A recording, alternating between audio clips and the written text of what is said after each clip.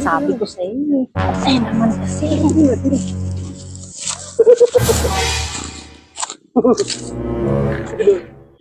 ba kasi yan? Tingnan natin, hindi ko alam. Sino ba kasi yan? Huwag ka pa mo feel like. Huwag kami ngayon. Tawa. Pre, doon muna tayo. Pahinga muna tayo. Maganda-gandang simoy ng hangin doon. Hangin doon. Doon tayo, banda doon.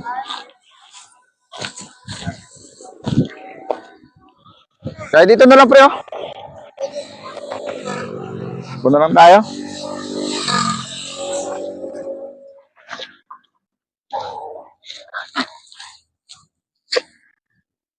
Ah, presko. Sarap. Alam mo yun, nasa Astro Camp kami. Tingnan mo. May dalawa din sa atin. Mag-girlfriend siguro yan. Bakit naman tayo magkikialam dyan? Punta natin doon. Tara. Ay naku, mapapagalitan tayo dyan.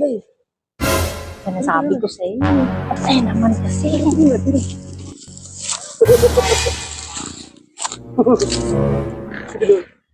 ba kasi yan?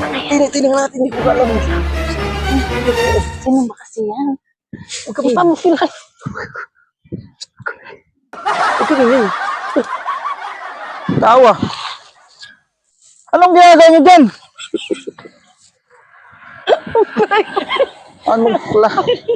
Ano ba yan?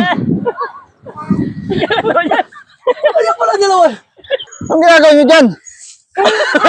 Sabi niya kasi pre, mayroon daw nagde-date. Eh sabi ko, ba't tayo makikialam? Akala ko sino. Ang laking baka naman. Kayo talaga. Naman eh.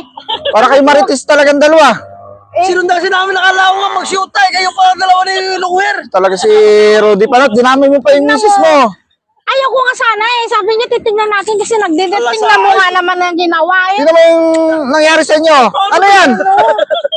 Wala kasi sa ayos talaga tong tao na to eh. No. Tingnan mo. Baho!